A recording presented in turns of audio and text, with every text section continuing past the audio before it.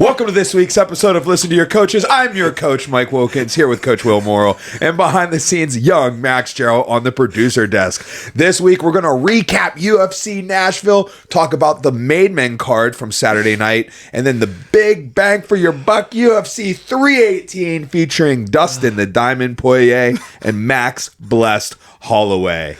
Coach Will, tell us about your new UFC Nashville experience. Oh, dude, you killed me. All right. So my UFC Nashville experience was very limited. I watched from the time that I got home from, dude. Bro, you kill me sometimes. All right. I can be serious. Okay. So I watched the fights from like the time I got home from West Virginia. I worked hard for that one. Dude, I worked hard for that one. The timing was immaculate. Maybe if I'm lucky, Max will leave it. All right, so I'm going to talk a little bit. So I watched the co-main and main event live because I made it home in time. We'll speak about why we missed because we were cornering three of our fighters in the MadeMen card, which we'll recap post this. I watched the co-main and main live, and then I watched back some of the prelims, like the notable prelims from my memory, the Mike Davis prelim, the Jake Matthews, Chidi and Ninjaquana prelim, and then the Max Griffin versus Chris Curtis prelim. Those were the main ones. Oh, how could I forget? Walter Walker. Oh, yeah. As well. So those are the main fights that I'm going to talk about. On the main card, I caught the Calvin Kattar Steve Garcia fight. I'm trying to see what else. Dude, I missed the Nate Landwehr fight, but I heard it was a good fight. Yeah, I heard it was cool. You didn't see it either? I did not, no. Max, did you catch it?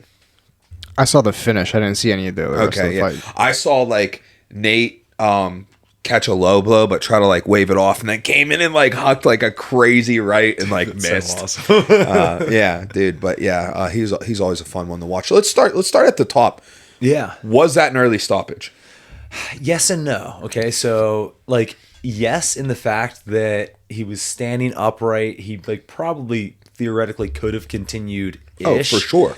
But it was also a good stoppage because one, he, fouled very aggressively in order to stand back up, right?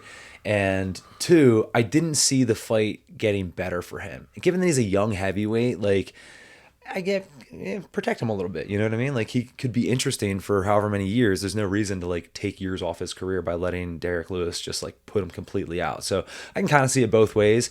Let's talk about fouling aggressively. Yeah. Did he? Sort of. So he grabbed the cage to pull himself up, but he wasn't pulling himself up from stopping from going down. So is grabbing the cage in that instance any different than posting on the ring post, which is legal? Yes, it's different. Why is it different? Because if you can get a grip, you can produce force downwards to pull yourself up. Whereas on a flat surface, you're relying on the friction to create downwards force. You know what I mean? Which is significantly less. I think if that was just a straight up flat matted wall, I don't think he stands up there. You don't think he stands up? Yeah, if that's a flat matted wall, was he being pulled down? He was just getting crushed. Yeah, but he wasn't being pulled down. No. I think he stands up regardless if it's a flat matted wall. I think he was wobbled at that point. I think he needed defense. Okay. Well, we'll agree to disagree on that. I don't think he needed defense to get up, but as soon as he turned in, he's striking. You know what I mean? And he looked fine when he turned in striking. It's one of those things where if someone was like, hey, that was absolutely an early stoppage, I'd be like, yeah, I'm not going to fight you on that. You know what I mean? Like, could he have continued? Definitely. I don't think that it would have changed anything in the fight. I could be wrong. We saw the same thing with Derek Lewis against, who was it who like body shotted him? Do you remember what I'm talking about? Max will remember. GDS. Yeah, exactly. It was Junior. He like body shotted him. Derek goes back to the wall and is like, ugh, right? In like a position where we've seen fighters like, or refs rather, just stop the fight. They're like, oh, this dude's not going to get better. And then Derek comes back, hooks that overhand, and knocks him out. I mean, this is heavyweight. This is the weight class where we see that happen more often than not. Who was Derek Lewis fighting where he had basically lost 14 minutes and 45 seconds of the fight? Volkov. Yeah, Volkov. Yeah. Right?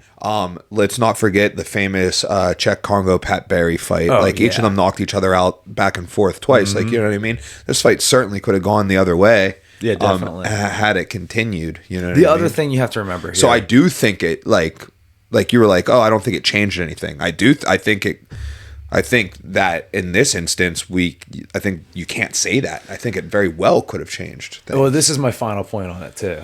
I am extremely biased in that I wanted Derek to win, like way more than I care about like it being fair. You know what I mean? So I was like, yeah, good stoppage. You should like it the other way. We need some new blood in the heavyweight division. Yeah, especially so. I think it was Jack Slack who said heavyweight's just crabs in a bucket, and Derek Lewis is like the worst one. As soon as you see someone who's like getting good, Derek's like, nope, not that good. Wow. That was a great way to put that. Yeah. All right. Yeah. So that was a 35-second fight. I mean, it was exciting. Did he get poked in the eye, or was that a punch?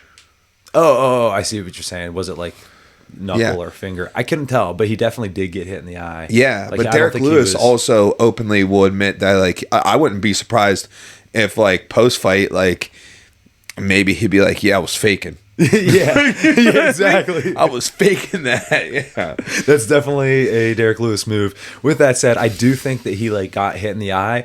Whether he played it up a little bit or not, who's to say? But I do think he like his eye was damaged. It is hard to root against Derek Lewis, though. Isn't it? He's so funny. It is hard to root against Derek Lewis. Like, dude, just think post-fight what he does. He's going and, like, pretending to piss on the other corner. He moons the announcers. Yeah. He takes his pants off right away. I mean, takes his pants off. Says he's going to go home and ground and pound his wife. He's so fine funny. Ass. Yeah.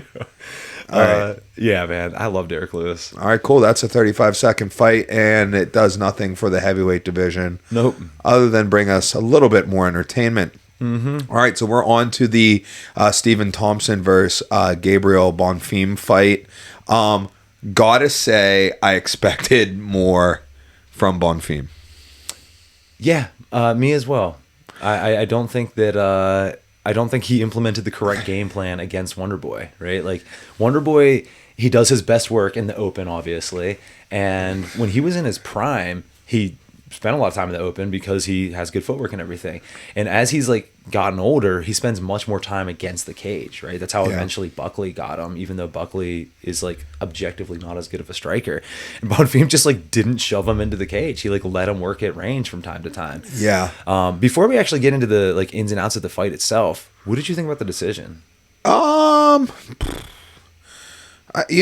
think it was one of those fights where you're like, you can be like, dude, I'm sure this is going to be a split because, like, I don't know if I agree with myself. Right. So, like, I could definitely see the judges not agreeing, because, like, I'm like, I don't know. So I'm biased being such a, big Wonderboy fan. But you thought he won? I did. I thought he got rounds 2 and 3.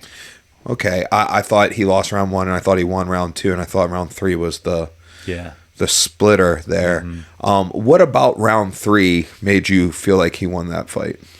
The fact that I'm a Wonderboy fan and it was close. Okay. Yeah, fair. I got no good reasoning there. I did feel like I think I gave Bonfim rounds 1 and 3. I mean, I know because I know I didn't give him rounds 2, but I was like dicey on that round 3. Mm-hmm. I don't know. Like, I don't know if it was so much of me like. So there's two tales to this story, right? That fight was incredibly close, and we can all agree on it.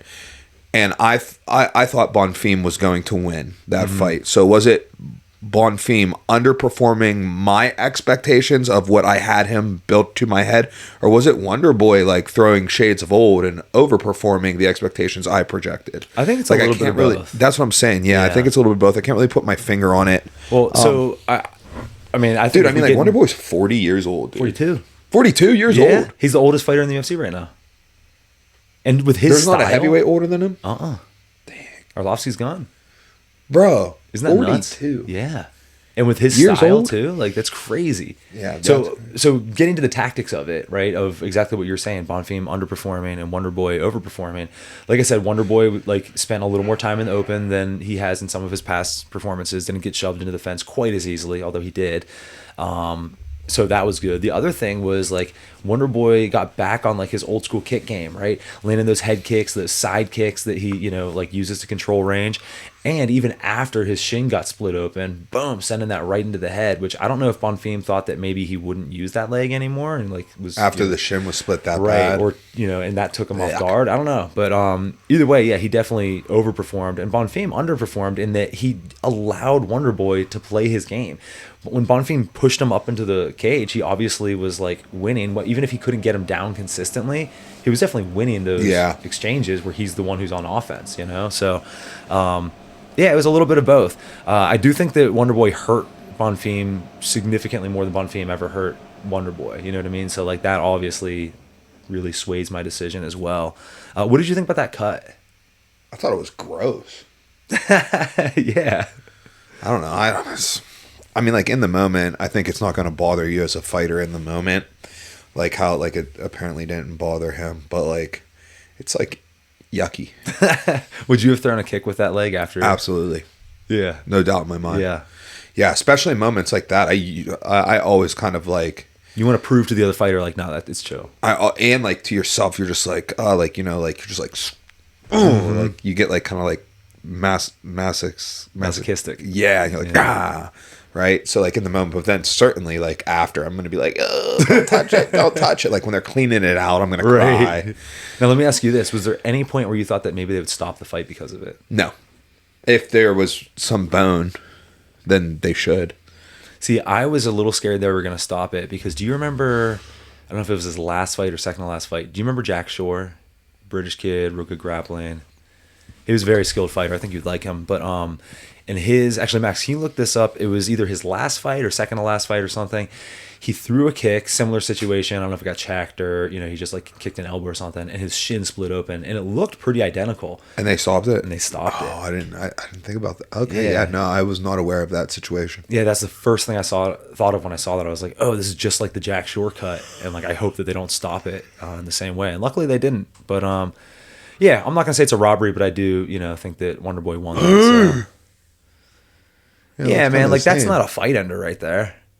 Yeah. Wow. Sad story. Yeah. Jack Shore, actually, interestingly, he just retired like not that long ago, and he's like still pretty young and everything, which I think is cool when guys do that. Like they leave the sport instead of waiting for the sport to spit them out. So yeah, that's what I did. Yeah. All right, so Calvin Kattar, Steve Garcia. Did you watch this fight? I caught like a little bit of the last round and a half, I think. I mean, I think it was like a wash, rinse, repeat type deal. Yeah. Kattar, although another loss, he doesn't look bad. That's the thing is he's on like what, like a 4-fight losing 5 now, I think. Yeah, and it's like he's 5. Only fighting good dudes, and it's not like he's getting blown out most of the time. Yeah. I mean, yeah, technically it's 30-27, whatever, but like you're saying, like you still can see why he's an elite guy. Yeah, he's in it. Yeah, I mean, I hope that the UFC gives him like kind of a toss-up fight, maybe sticks him on a prelim, gives him an easy one. I hope they keep him. That's what I'm saying. Like, or I don't know what to do there. I don't know. We'll see what happens there. I don't have a strong opinion on it. So the Nate Landwehr, Morgan Charrier. I don't know, dude. I'm not French. Max is French. I'm pretty sure Charrier is the right way to do Charrier. it. I think you had it. Wow, good job, me. Yeah, TKO in the third. Any Nate Landwehr fight's going to be awesome. I don't care if he wins or loses. I'm just trying to watch him fight. Dude, for sure. This Charrier guy, I saw a lot of people taking the by TKO/KO prop, and apparently it paid off. Look at that. Good for them. Did not see a first round sub for Victor Petrino over He's the Austin guy Lane. who went up in weight, correct? Oh, okay. Yeah, he used to be a 205er, and he went up. And a lot of times, guys will go up to heavyweight, and they just get fat, Yeah. But he's jacked out of his mind. So, like, that's kind of interesting to have that at heavyweight. That's cool. Yeah. Yeah. All right. Down. Oh, Tafa versus Tokos. Second round sub, light heavyweight, arm triangle. Glad to see Tafa lose. Yeah, I don't really care. I think he's like 2-4 in the UFC now or something like that. 6-4 overall. Yeah. All right. So Max Griffin, Chris Curtis. It was a good fight. I gave Griffin the first round, Curtis the second and third. It was a split because one of the judges gave Max Griffin the third, which it's like when we were talking about the split on the Thompson Bonfim fight, I was like, yeah, I could see that being a split because even I was like, I don't know about that third. Could go either way. So like I wouldn't be surprised. For example, we split on it if we were judges. Wait, hey Max, on that Bonfim fight, who did you have winning? I gave it to Wonderboy. You gave it to Wonderboy. So us ourselves would be if we were the judges, we were a split decision. Yeah. You gave him 2 and 3. I gave him 2 and 3, but similar to what you said, when it was going to the decision, I texted someone and I was like, "This is going to be a split for Bonfim," because it was that close. Like I can't call that a robbery. I definitely gave it to Wonderboy, but going into it, I was like, they're not going to know what to do with this. Yeah, it is tough. So even ourselves, it was a split. Did you guys watch this fight? No, I did not. No? Okay, I'm sure if you guys watch this fight, we would all three have Chris Curtis winning that third round. Yeah. So, but yeah, honestly, like slightly uneventful. I think Max Griffin got the first round because like Chris Curtis was like, had like almost no output in the first round. Interesting. But then in the second and third rounds, there was also a head clash in which he was like got cut on and was like motioning to that. But yeah, that's pretty much that. Did it look like the weight cut was weighing on him and like that's why he didn't maybe want to put out as much, Maybe he was thinking about that. But like in the second and third round, it didn't seem there was definitely no. It wasn't like an apparent thing. No, but maybe like it was slightly in the back of his head or something. Yeah. But like, or maybe he just like Max Griffin's like got that like really pronounced hip feint. Where he like really pronounces that. That's like it's almost so pronounced that I'm like it looks bad. Yeah, you know what I mean? I'm like you look weird when you do that. Right. But I mean, it obviously works. Yeah. So maybe I don't know. I withdraw my opinion. Jake Matthews, did you catch this one? Jake Matthews cheating. I didn't, but why not? It's a minute long. I know I should have, but wasn't Matthews the underdog going into this too? Yeah, but didn't we all have him? Didn't all of us have him? I'm pretty sure we all picked Matthews. No, I think you had Chidi. I took Chidi. It was very pick'em for me, but I think I took Chidi on it. Yeah, I mean, dude, he just took him down and strangled him. That's so sick. Yeah, he's super good, like we said. Yeah, he is just so good, and he's still young with all that experience. I mean, he's 30. For a welterweight, like you're just getting into your prime, Yeah. That's 30. The thing. He's 30 and he's been in the UFC for 11 years. And that's the thing about MMA, right? If we look at MMA as like a chart, right, and on the chart we have time, and better yet, you have like one of the axes, whatever it is time, right? And you have two lines. One is like your body physically degrading, right? We're assuming you've already like hit peaked athletic, up, yeah. And then the other one is your knowledge, right? And whenever those lines cross, that's your prime. You know what I mean? MMA, there's so much to learn, which is why the prime is so much later than like boxing, right? Boxing is about refinement of a couple of techniques. Yeah. That's why boxers are obviously so much better at like punching than MMA fighters. But at a certain point, like, we know way more than we did 10 years ago about fighting, certainly. But our bodies aren't in the same shape. You know what I mean? So it's like Jake Matthews is that rare thing where he's got so much experience and so much knowledge built up, but he's still only 30. Like, dude, he could go on a crazy tear. Yeah, he really could. Here's the thing about that is like, I'm 38 and my body's not in the same shape because I allowed it to not be. It could be. Yeah, 100%. I know it could be because then I would get in a camp for like a tournament or something, and I'm like, dude, I'm not far off of like, or I'll be out of shape and I'll be sparring like farm on and stuff, and I'd be like, dude, like the knowledge is there, right, and the body could have been there, but I like let it go. Yeah, and I'm not willing to do what it takes for it to be like if I would have maintained, right, and kept going. Like I think like right now like. That crisscross, I think I wouldn't be far off of when it crisscrossed. Yeah, it's like I don't think my crisscross would have been at 32. I think it would have ended up being like at like 35. That's pretty sick, dude. Mine degraded very badly after neck surgery. Like my left arm is still nerve damaged up and not that strong. And I do feel like probably pretty lucky because like I don't treat myself super well, and I feel awesome. But you're also like naturally like a real athlete. Like I'm more athletic than like the average dude, but like when I talk with like you and like Dempsey especially about like injuries and like just things like training schedules and just like your ability to recover and stuff, I'm like, dude, I'm not a real athlete. You know what Dempsey's I mean? ability to recover is insane. Unreal. I think mine so is the ability to like recover while training.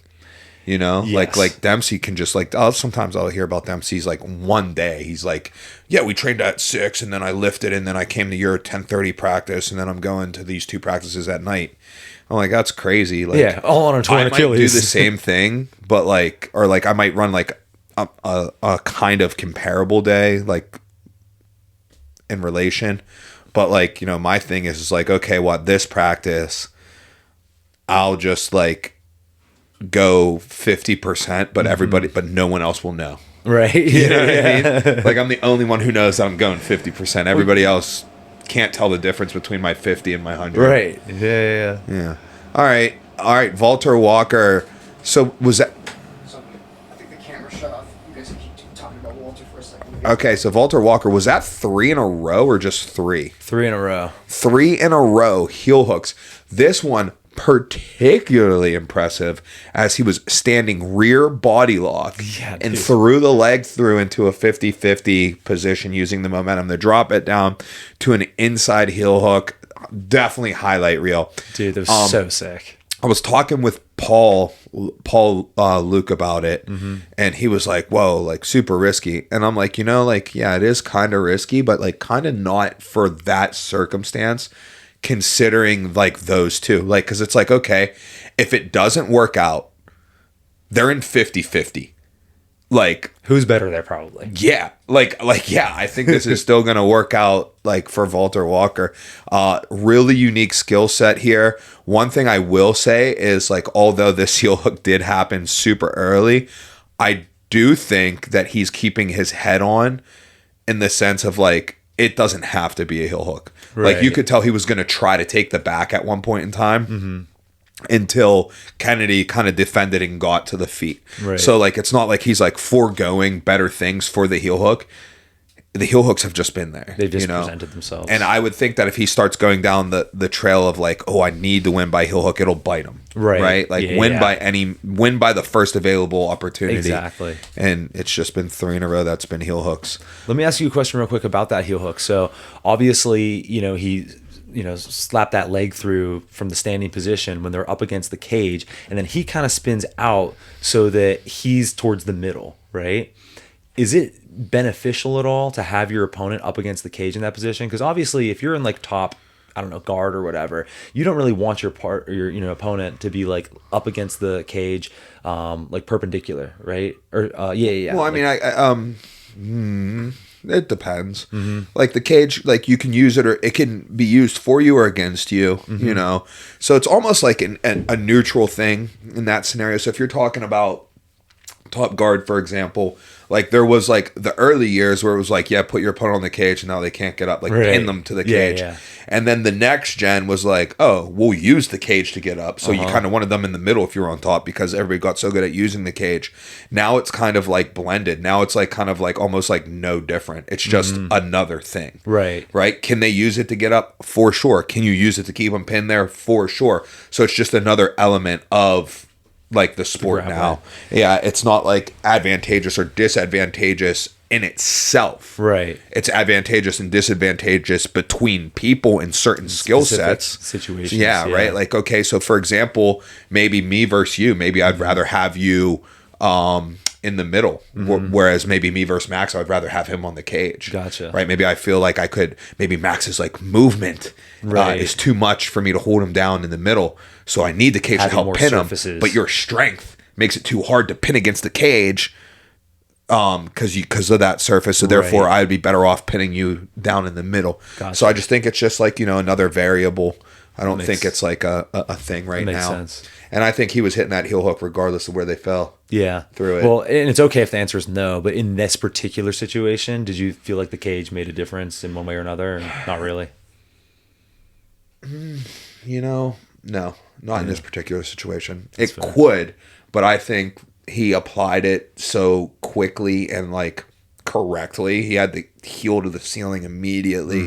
That it's not like if Kennedy had space, he could have like rolled with it or slipped his knee. So the one thing is like, yeah, the cage could help the offensive player because I can't slide my knee through the knee line, which would then, like free my knee through the knee line.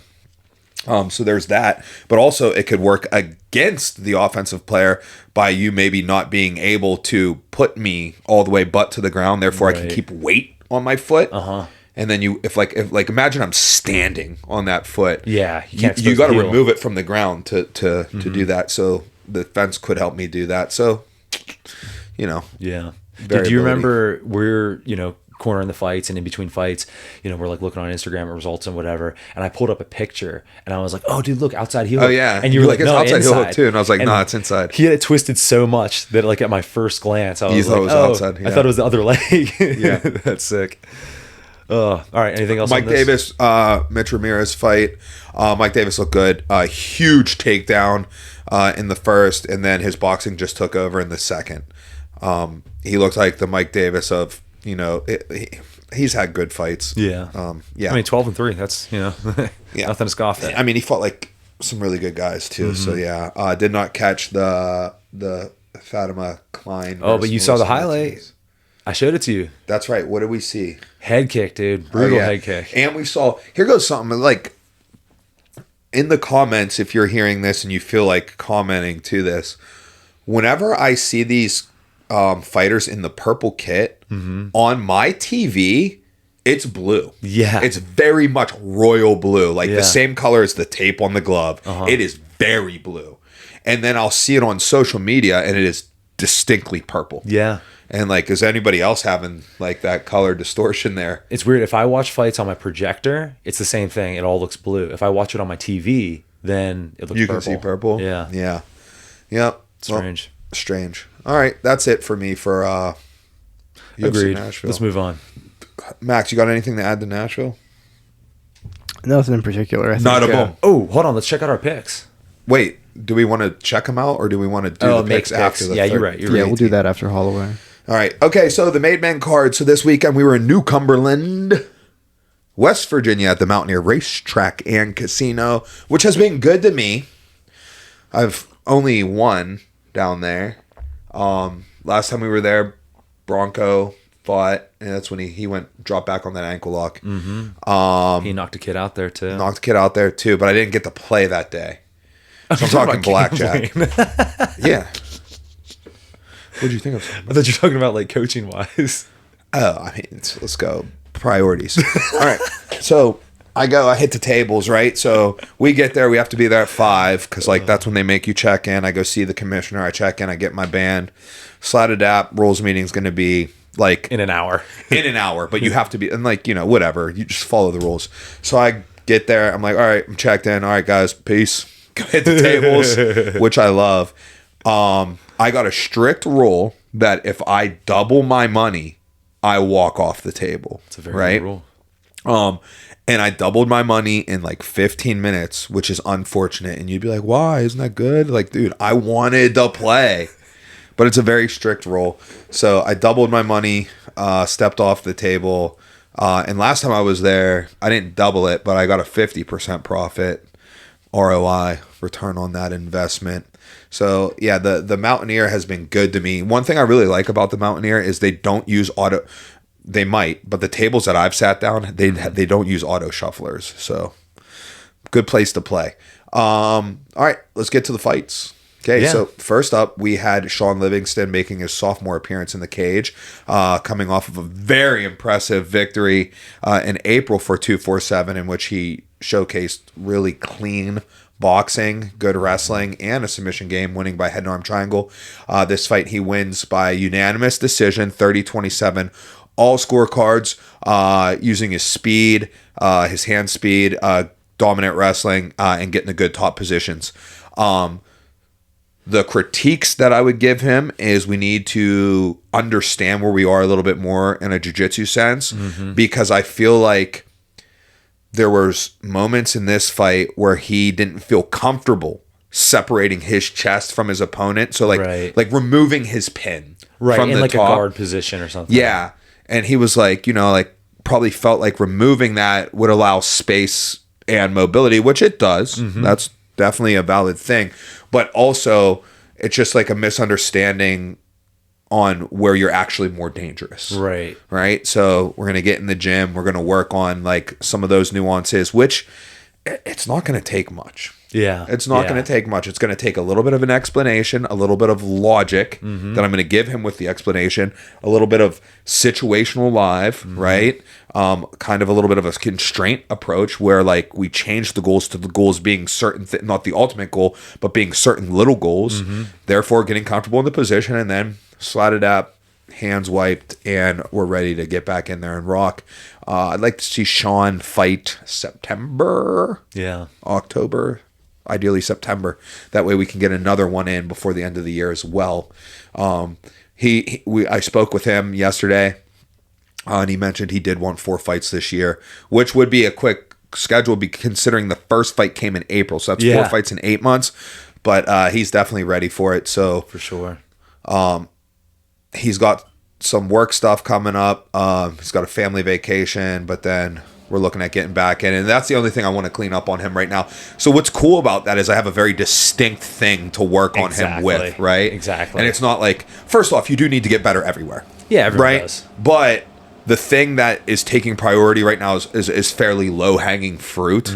So we're going to be able to clean that up fairly quickly and get you ready to rock. And it's something that fight. you're really good at teaching. Yeah, it's definitely something in my strong suit. So I'm excited about that because I'm going to be able to pass that wisdom to him, and he's going to be able to use it like relatively immediately rather than it be something maybe a little more detailed and nuanced, which is going to take a lot of time, even though understanding it, right? Let's say like I'm going to do something like nuanced with you. Even understand it, like, oh, okay, I get it. That makes sense, Mike. I got to do A and B. Okay, that makes sense. Those are the things I need to look for. A and B, A and B, A and B. Well, then you got to go. You got to do it in practice. It's going to fail because it takes time for it to develop. You got to get comfortable with it. And it's like a year and a half process for those nuanced A and B. Whereas this, we can get this ready to rock in 3 weeks to 3 to 5 weeks. Yeah, this could be a like, man, I can't believe it was ever an issue. Right, yeah.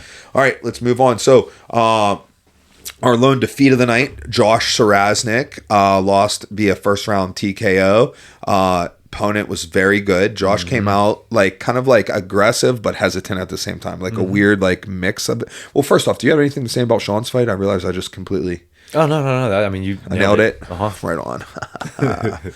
So Josh comes out pretty aggressive, threw a couple of kicks, and got a teep caught, and then ran down for the takedown. Good execution by his opponent on that, by the way.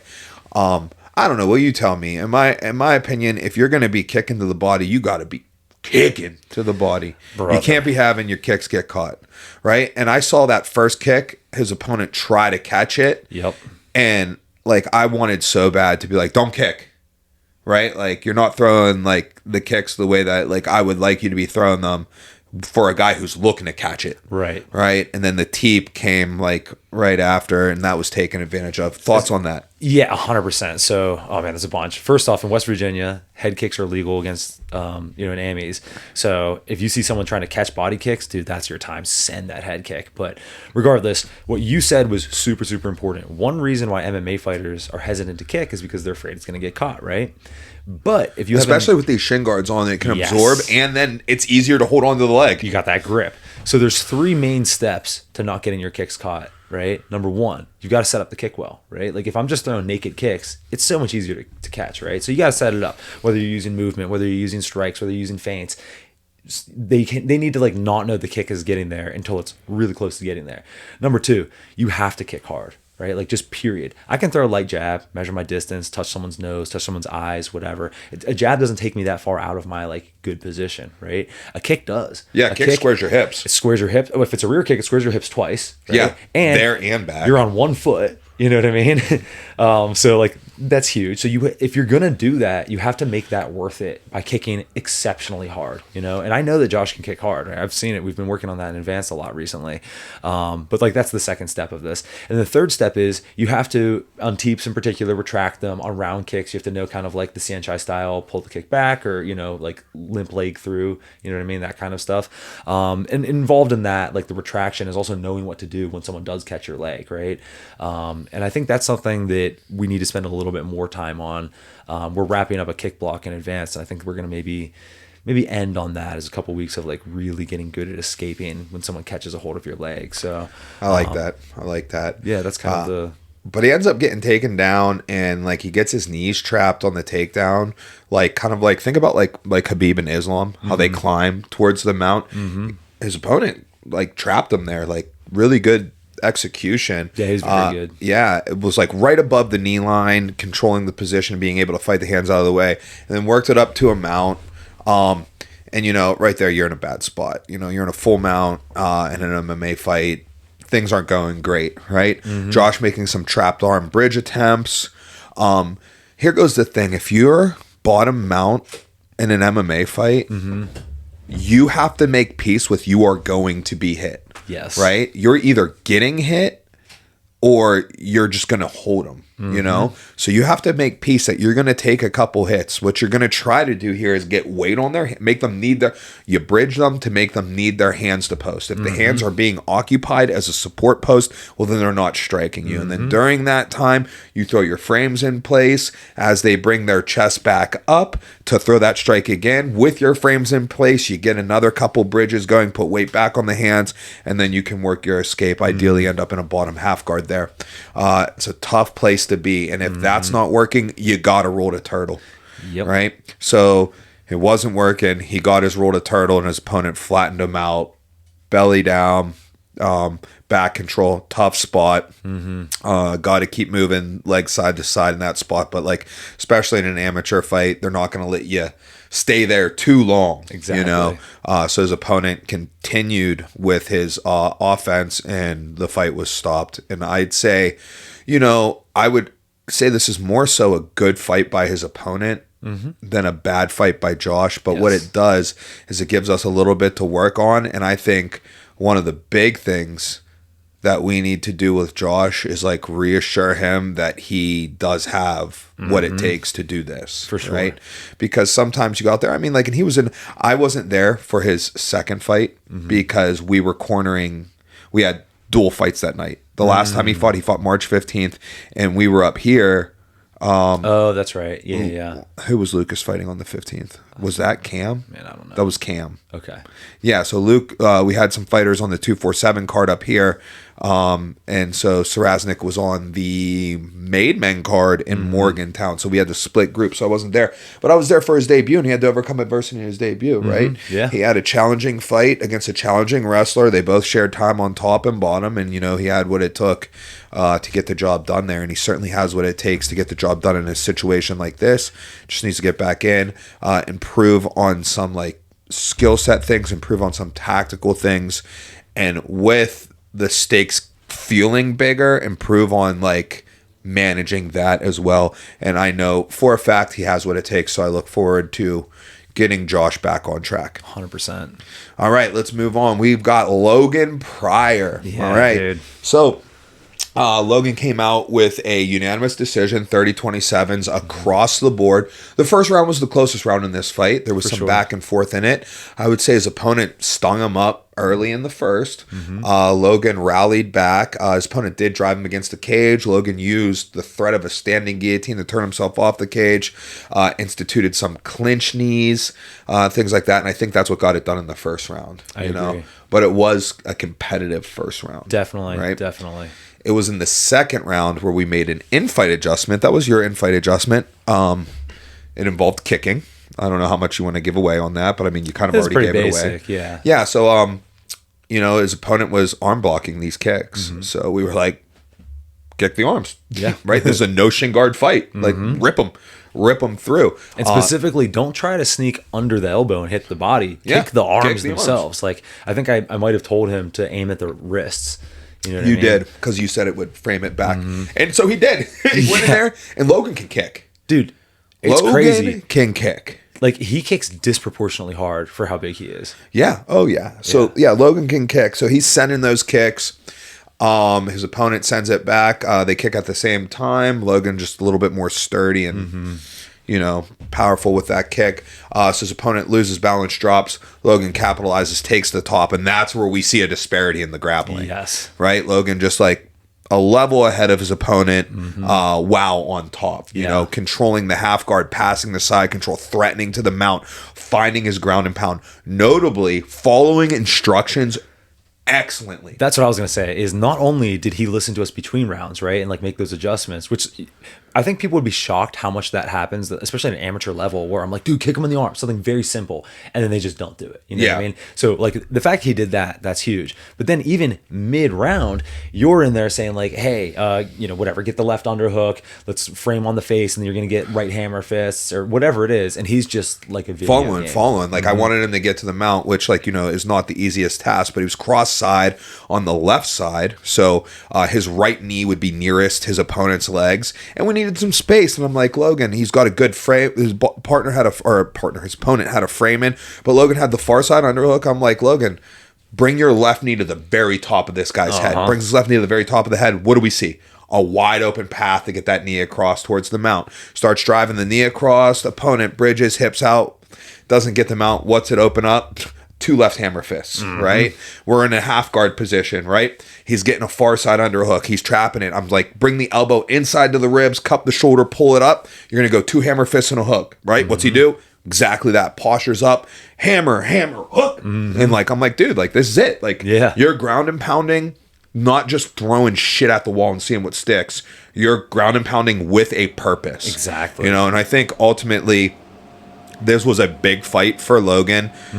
The fact that if you can follow instruction like that in a fight, that means you're hearing your corner, right?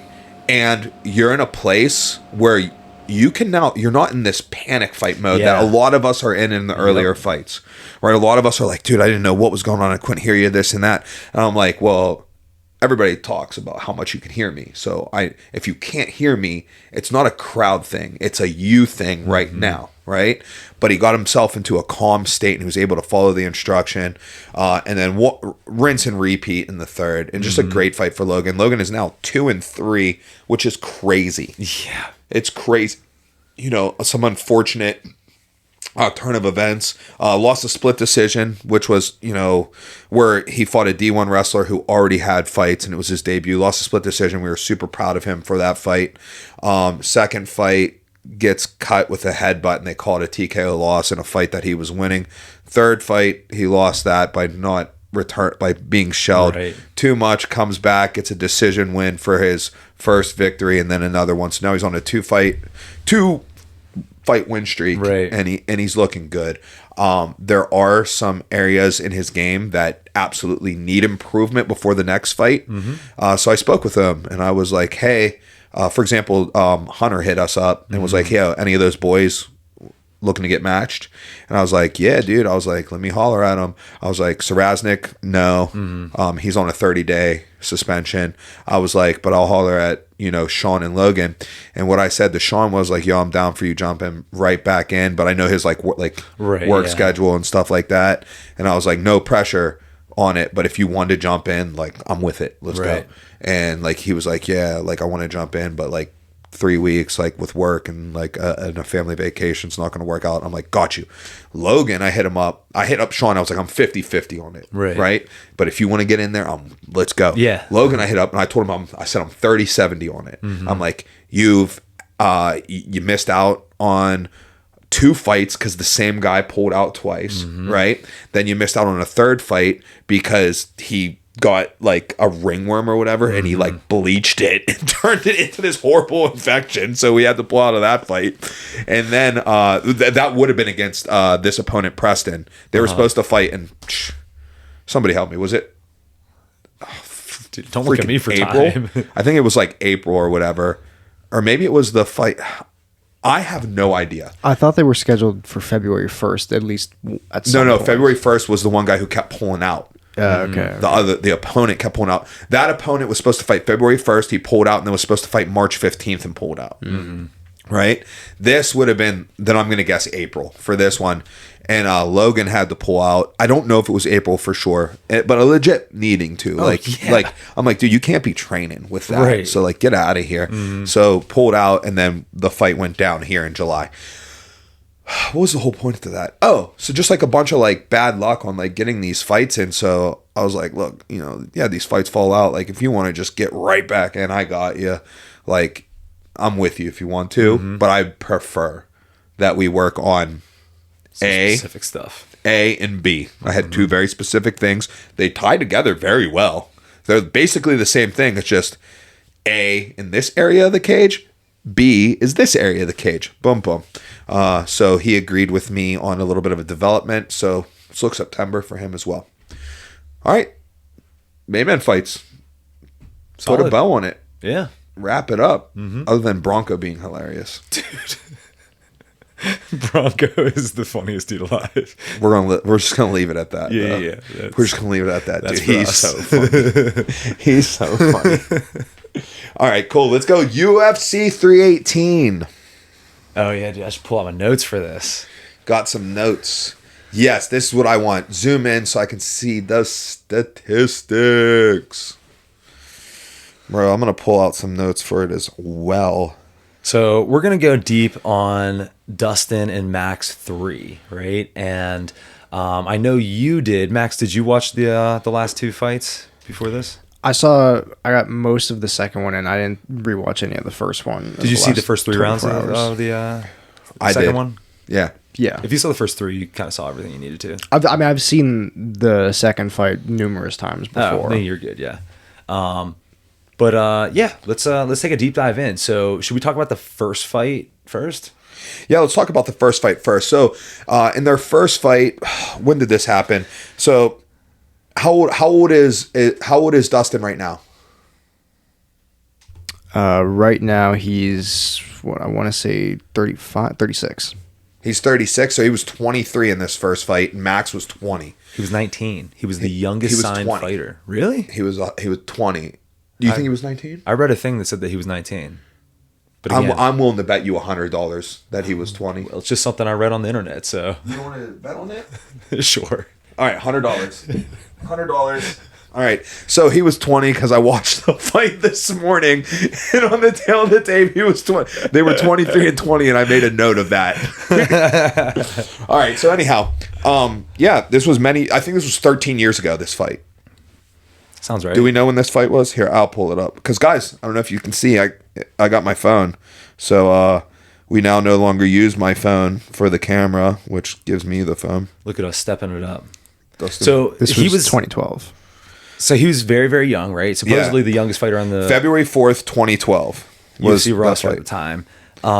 This is interesting 13 too. years ago, like I said. He took this fight on 1 week's notice as an injury replacement, right? Right. It was supposed to be Eric Koch, and then that turned into being somebody else, which turned into being Max Holloway. So he was like a third. another thing's interesting about this, I didn't know this until I started looking this up. Max was only 4-0 pro going into this fight. 4-0 pro. Dustin was 11-1 going into this That's fight. nuts. Now, what I'd have to say, although Dustin being only 3 years older than Max, which I felt like he would have been more disparity. Right, yeah. There was just like this like experience level that was just different, and I almost a big part of me is like throw that fight out. Like in terms of like judging what's coming up, right? It's an outlier. It's like, dude, Max was 4-0. His grappling was terrible, right? Like compared to what it is now, right? For example, in that fight, like Dustin had Max actually did defend a takedown for a moment. Yeah. So Dustin, He had a good frame there. Max kind of cracked him. Dude, bro, I've got a lot to say about this fight. Oh, well then let's hear it. Okay, so first off, the experience factor, like you're saying, is huge, but also And like the age thing, like you think it shouldn't factor in that much, but like in that fight, it looked like Dustin had man strength, and Max just didn't quite yet. You know what I mean? Another thing that's interesting there is Dustin was coming down in weight. Dustin had fought most of his career at lightweight. You know what I mean? So he's a bigger guy already, and he's just like thicker. You know what I mean? Whereas Max is longer. So like that man strength, which we saw in the takedown, like first one gets stuffed, the second one he really had to work for it, and like. Again, man strength it, right? But it started out obviously like on the feet, and Max was definitely the superior striker at that time. Partially because he looked awesome, and partially because Dustin looked like less evolved at the time, right? Dustin's stance is like real upright and like kind of bouncy, and like he's not sitting down as much as we see. He wasn't like as slick in the pocket as we see him doing now. And Max just had superior like open stance positioning, landing straight long punches. He looked really, really good standing up, and he cracked Dustin, which is why Dustin felt like he had to shoot. You know what I mean? Then once they hit the ground, obviously we see a crazy grappling discrepancy. You know, he goes armbar, Max defends, he goes triangle, ends up on top, finishes it with that like triangle armbar. But yeah, I see what you're saying, how we could kind of treat it almost like an outlier event, and kind of like throw it out, so to speak. Yeah. Like I said, it was 13 years ago. I think Dustin was closer to like the Dustin we know now than Max was to the Max we know now. So I think the big takeaway that you take away from that is just like information for the rivalry, right? Yes. Like for like, okay, that's cool. What it really is though, is you look at Dustin Max 2, which I believe happened 7 years after. Hold on, before we get to that, I have one more thing that I noticed when I was looking up for that first fight. So he was 4-0 pro, right? And I was like, dude, I got to look at his fights. Like, is he just like this killer? His second and third pro fights were a title fight, and then I believe a title defense. So like he's clearly coming in. Oh, let me jump. Highly rated. He was 4-0, and out of his 4 opponents, they combined for over 100 fights. Yeah, dude, that's nuts. In his first 4 opponents, they came like, okay, let me do mine. So my first opponent as a pro was also a debuter. So we all combined for 0 fights. Mm-hmm. My second opponent as a pro was, I think, 1-0. So now my first 2 opponents combined for 1 fight. Yeah. My third opponent was 2-0. So now 3. And my fourth opponent was 3-1.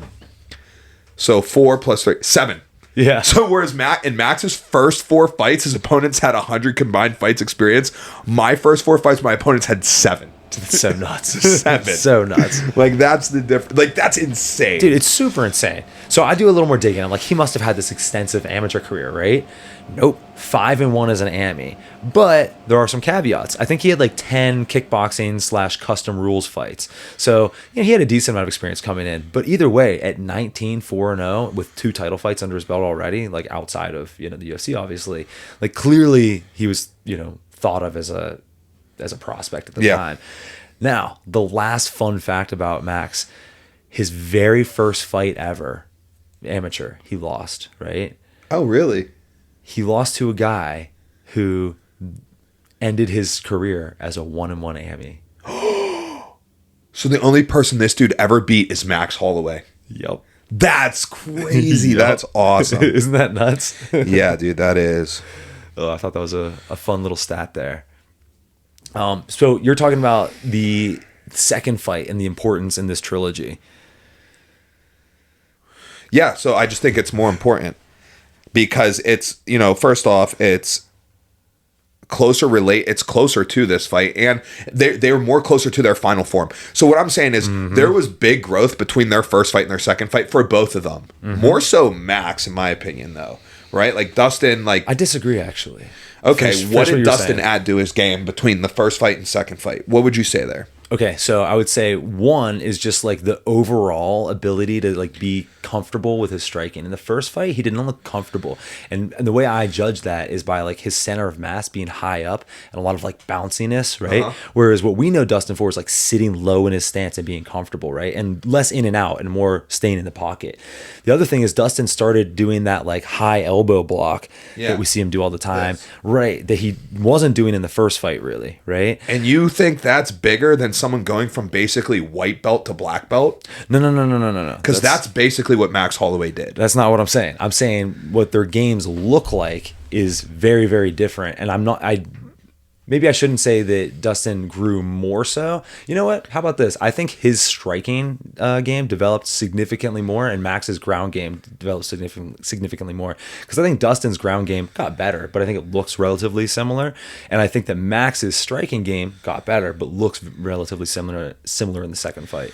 What I would say kind of like really goes to tell you that Max got better, improved more than Dustin, is the fact that he got finished in the first round and then went 5 rounds with him the second time. Yeah, so there goes kind point. of like proof in the pudding there. That's a great point. It was the disparity in takedown defense and then the ground game, right? Like since then, we haven't seen Max get smoked on the ground. Right. You know what I mean? I think the big difference for me and what I saw, and obviously my striking bias, like this is what is different to me, is that Max was winning the striking in the first fight for as short of a time as we saw it.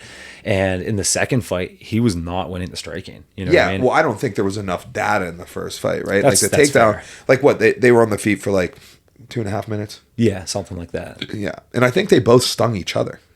They did, but in my opinion, Max was like clearly the better striker. Whereas in the second one, Dustin lands early and like heavy. You know? Yeah. And again, that's one of the big differences I see is that he's sitting down on his punches in the second fight, whereas in the first one he was just like very rudimentary and like you could tell he didn't have that same comfort level. You know, he hadn't developed into the Dustin that we see today. What are we seeing on screen here, Max? These are the stats for the second fight. For the second fight. Okay. Yeah. All right, cool. So here goes some stats that I find interesting. So when we go from just the second fight, like so between the second fight and now, Max is 6-4, Dustin is 5-4. All right. They have a common opponent in Justin Gaethje, right? Max knockout win, Dustin knockout loss.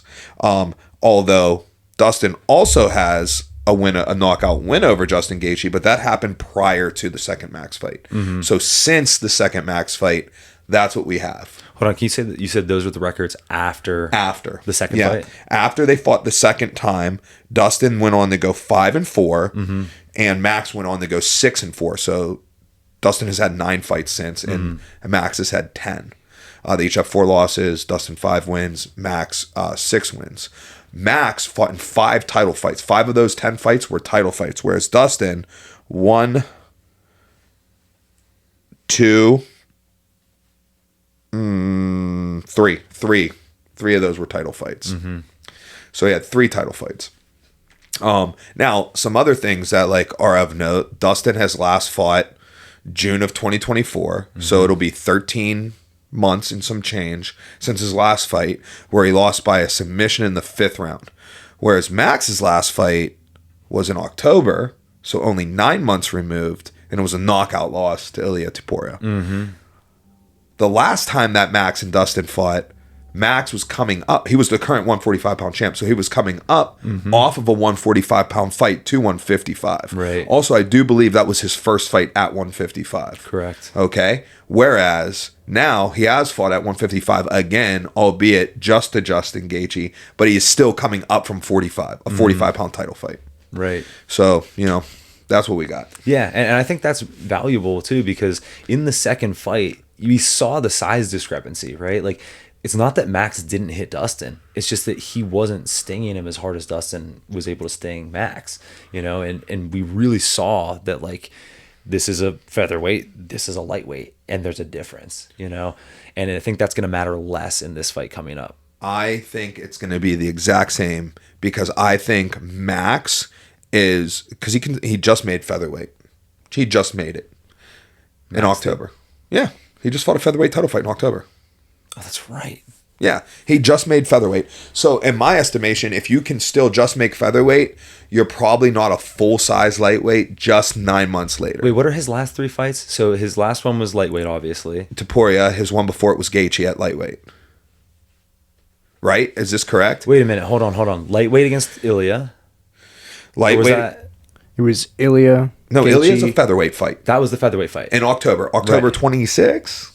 Yes, yeah, October 26th. That was featherweight against Ilia, lightweight against Gaethje, featherweight against Korean Zombie. Interesting. Yeah. Okay. So featherweight in August of 2023, lightweight in April of 2024, which is only 8 months from that, and then back to featherweight for October 26th of 2024. Ooh, I think you're right then. I think the size discrepancy is still going to matter a lot. Dustin Poirier, like I would say that Max Holloway, even though like is like a tweener for 55 and 45, right? Like, you know, like is a big 45, but would be a perfect 150. Yeah. You know, whereas I think Dustin Poirier is kind of a tweener between like a super lightweight and lightweight, right? Like type of thing. So I think that there will still be the same size disparity, although I don't think it's like a glaring disparity. I think this fight will mostly be a striking fight.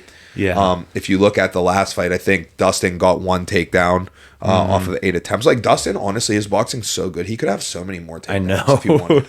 Right? Like they're open all the time due to his tremendous boxing. Does anybody have Max winning this fight? I do not. Do you? I do. So, okay, Max has Max Holloway winning the fight. I have a very specific way that he could win the fight, and I think it's relatively close, but I definitely think that Dustin's going to win. Max, what makes you think that Max Holloway certainly could win this fight? Oh, yeah. Certainly could. But why are you leaning towards Max Holloway? There's a couple reasons. I think we're talking a lot right now about skill development, and I think that overall Holloway's development in the rivalry specifically has been much greater if you look at like say the first fight when they first fought, right? Yes. Max is at he's at step 1. Dustin made it clear that he was at like step 10, right? Yeah. It lasted 3 minutes and he finished him. Yeah. And say that like in the amount of time between then and their next fight, Dustin took a couple more steps and he's at 12. Well, Max went 5 rounds with him and he leveled up to 8, right? That increment, that difference in the increment of how much Dustin grew to how much Max grew, I think is telling. And then you see when he comes up and he fights at not the second fight with Dustin, but when he properly bulks up to lightweight, I think his fight against Gaethje was the best he's ever looked.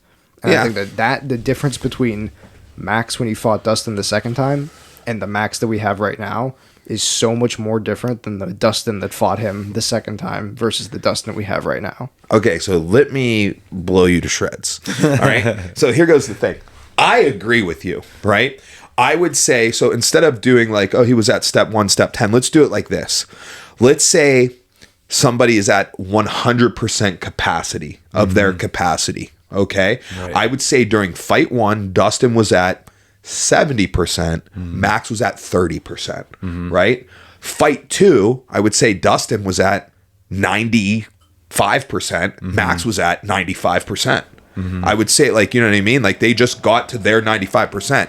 So I think it's still the same. Now what I'm saying is that Dustin's 95% is better than Max. Right. Right? For example, Max Gerald, for example, right? You will get to a certain level of good at jiu-jitsu. It will never catch me, right? You'll get to your all-time peak, all-time best, right? You're never going to catch me. It's too late. It's a done deal. You could never achieve the heights that I'm at right now. This feels like it's getting personal. It's very personal. I don't feel like that was 95% of Max's capacity. So you think that he got better since then? Also, hold on. 100% I do. I don't think he got better since then. I think they both are probably pretty much. I think they both got a tiny bit better. Well, so that's what I was going to say is due to just learning curves and the amount of things that they have left to learn, your capacity, it's not even your capacity, the rate at which you can get better will inevitably this slow is just down. normal. This is just normal, right? You when you're a white belt, right? Everything you learn is a huge percentage of improvement. And then as you get more refined, the last little bits take the longest. So, Mike, I'm going to take your point and extrapolate it even further, right? I think that you guys are thinking about who has gotten better and what level they're at. I think they've both peaked, and now we need to see who's degraded more. And I think a big factor in this is going to be in the second fight, Dustin was able to hurt Max. He did it consistently. Max is coming off of a big knockout loss, right? Your chin doesn't get better from that, which, by the way, also under a boxing rule set, Max would have had his first He would have gotten dropped in that fight because he used the cage to stay up. Obviously, it's not boxing, but like in boxing, if you use the ropes to stay up, they'll count that as a knockdown a lot of times. But anyways, getting back to what I think is going to happen in the third fight, I think that it's going to look very similar to the second, except I think that Max's ability to absorb punishment has gone down, and that's going to be the limiting factor. The other thing is I don't think that Max is going to make all of the adjustments I think he needs to. I think he needs to kick significantly more than he does, right? I think he needs to weaponize his cardio, but he has to very, very early in the fight stay defensively sound in a way that I just don't think that Max has it in him. You know what I mean? I think he likes to fight too much, and he's not going to like stay on the outside in the way that I think he needs to in this fight. I don't see how you can watch him fight Dustin the second time and him fight Gaethje and like look at that and be like, oh yeah, that's the same type of fighter. Because I think there was a huge pivotal moment in the Gaethje fight that changed the entire fight in the first round. I think that spinning heel kick that broke Gaethje's nose made that a whole different fight for the next 4 rounds. That's true. I think if that doesn't happen, I don't think that you have the same opinion of Max in that fight. Now, here goes the thing. It's the fight game, and those things do happen, right? But are you going to bank on something like that happening against Dustin Poirier? Also, if you look at the Dustin Poirier-Justin Gaethje fight from 2023, where Gaethje did knock him out, I say it stands to reason that Dustin was getting the better of that fight until getting head kicked. I agree. And also, I think that stylistically, Dustin and Justin are like, they're not the same guy, right? Yeah. Like, Max can have success against a Justin because he's going to like huck everything into every shot, whereas Dustin's a little bit more like, you know, technically sound in his boxing. Yes. He's not going to throw himself off balance as much. Now, there are opportunities that Max could hit him for sure. Dustin likes to throw that left hand, step through, sometimes dipping his head very, very low, hucking that right hand, right? In those moments, he could get hit. And we even saw in the second round, the beginning of the second round of the second fight, Max starts throwing straight right hands to the body. And I think it's to discourage that, you know, step through into, you know, the right hand. When he goes with like the left and he steps through and he double jabs the left, now that he's orthodox, to throw that right. Sometimes he doesn't even jab, he just hucks the right hand. Well, I have something that I think I know that I think that a lot of, this is just a guess. I don't know this to be fact. I believe we all know Dustin Poirier is a southpaw. Right. I believe he's right-handed. That would make sense. I think he's right-handed. Yeah. Here goes some things that lead me to believe it. The number one is when he steps through to get a big load on that right hand. Number two, a lot of his harder shots are like his right hook, and he throws like, maybe there's a term for this punch, but like an overhand jab. It's like a power, like it's just like an overhand right, but like it's your lead hand, right? And it cracks, okay? Other things that lead me to believe it is whenever he puts somebody in a neutral position against the cage, he goes orthodox, so he can throw power with the right hand, right? He doesn't tend to be he tends to be orthodox in space if he's setting up the right hand. Like if he goes orthodox in space, you know that this right, he does that like left hand step through and like that low head. And then to the right hand, right? When you see him put someone neutral in a cage and he's like in like a pop, pop, pop, pop, he goes orthodox, all right? Because you don't feel like you need that motion there. I feel like he's right-handed and he likes that to be in front because he paints with it. Right. The last thing that leads me to believe that Dustin Poirier is actually right-handed is I saw him bowling, and he bowls right-handed. Yeah, that's awesome.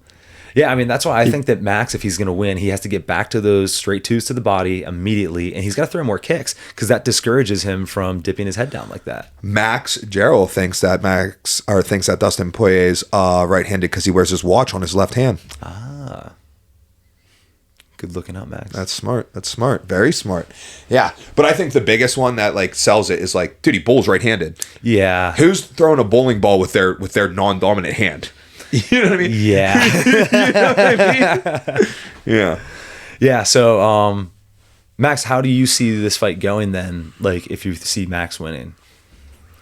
I mean, I would probably take Max by decision, but I think honestly, what you said, at least for like the beginning of what you said, I really agree with that. This isn't so much a who's peaked higher at this point. It's they've both peaked, and it's going to be whose damage is going to wear the most on them. So I could totally see a finish. I definitely think that both guys are going to hurt each other at some point. I don't know if either of them are going to be able to capitalize on it, but I think I would bet on it going all 5. I too think it's going to go all 5. I disagree. And I think Max is. You disagree? Mm-hmm. Okay, cool. I'm ready to hear it. But hold on. I think that Max's path to victory is he has to do something that hurts Dustin, that prevents him from fighting to his normal capacity, right? Like he needs to like close his eye or like break his nose, like something like that, to where like or kick through his arm, you know, or calf kick him. Dustin will also do like a run through calf kick, right? We saw that multiple times in the second fight where he starts chopping that right leg. I think if they're fighting each other at the normal descending rate, right? Like, so you're not like first round, you guys are 100%. Second round, you're at 95. Third round, you're at 85. Right. Fourth round, you're at 72. Fifth round, you're at 60. If they go that normal descending together, I just don't see Max winning. Yeah, I agree. But if Max can do something that like makes Dustin descend faster than Max, which would be like in the Gaethje fight, like that spinning heel kick. For sure. Also, Max clearly has better cardio. You know, like I think in that second fight, would you guys agree? Didn't Max? I definitely think so. I think that he, at the very least, has better. He has a better output with the cardio that he has. Like he will maintain like a certain gear for 5 rounds, whereas Dustin can go 5 rounds, but it's very up and down, and when he's attacking. Well, in your opinion, in the second fight, how Dustin shot 8 times and he got 1 takedown. How serious do you think he was about getting those takedowns, though? I think some of them. I would say he was probably serious on maybe half. Does that sound about right? I would say a little less than half. Okay. You know what I mean? I would say that some of them were like I'm gonna get this leg, and like, you know, I'm probably gonna come back up striking. Like, you know what I mean? Like Frank Yeager used to do that intentionally, right? That was an intentional thing. He would go stiff arm leg post, right, and he would run you, which could like look like kind of like a near side knee pick type deal, but like it was like, and there was combos prepared for it. It was just to put you out of position to strike. I think if Dustin is more intent on putting this fight on the ground, I think it's an easier night for him. Yes. And I don't expect that. I expect this to be a striking fight because this is a retirement fight. I think it's going to go down as such. Yeah. I think that he's either going to KO or TKO him. And the reason I believe that is because Ilya really ruined Max's chin. All right, tell us your thoughts on this fight. I mean, that's essentially it, right? Well, you said you think it would be a finish. Yes. From how? Oh, strikes. Oh, because okay, Yeah. All right, I think that Ilya really took the last bit of Max's iron chin away, and I think Poirier, being the stronger, more powerful fighter, and again, like relying on more powerful strikes, right? Yeah. He hits those looping shots, just like what you talked about, that kind of overhand right with the lead hand, even. Yeah. Whereas Max is hitting those straight 1-2s down the middle that it just doesn't seem like he's going to be able to hurt Dustin with. I agree. Yeah. All right. Well, hey, good thing we talked about that fight, and that's pretty much the only fight that matters on the card. Yeah. All right. Should we give our pick? We'll quick picks here because Mike's got to get out of here. All right. I'm gonna go Khabibov. Me too. I'm gonna go Kevin Holland. Yes. Me too. Wait. D-Rod. Who did he just win against? He just fought. He did not. Oh, no, hang on. That's not D-Rod. He just got a stoppage one, I believe. Oh, he just beat Ponzinibbio. I'm still going Holland. Yeah. I think I'm going to go Pitbull. Interesting. I'm going to take Ige. And then, are we doing this Johnson-Zellhuber fight? Score down a little bit. I'm going to take Zellhuber. I figured we'd do Zellhuber Johnson and then Vittorian Allen. Go ahead down. Okay. Well, give me Zellhuber and give me Allen. I'm going to take Zellhuber and Vittori. All right. Max, where are we at on our picks for the year? Right now, you guys both had a really good weekend. Not all of us did, but it's all right. we need some variety in the picks. I think Will had the best weekend, right? Did he all green it? Let's see. Oh, okay. So me and Will both went 5-1 this weekend. I had Teixeira, whereas Will had Lewis, and I had Garcia, whereas Will had Kattar. Yeah. Max unfortunately went 2-4. Are those updated records up there? Yeah, those are all updated. We got 96 fights total. Scroll, zoom in.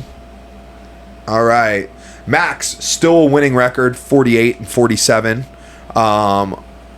Mike, that's me, 56-39. Will, 59-36. We all have one. There was a draw, so we put that draw in as one there. All right, cool. I got to go. So that's it for us, guys. We'll catch you next time. Get on our socials. TikTok's been popping off lately. We actually had one of our clips hit 1 million views with 91,900 likes. This was at the 48-hour mark. So that's pretty crazy. I don't have TikTok. I'm not going to get TikTok. Keep making Mike famous. But if you guys get TikTok, don't follow us. No, I'm just kidding. All right, we're out of here. See you guys.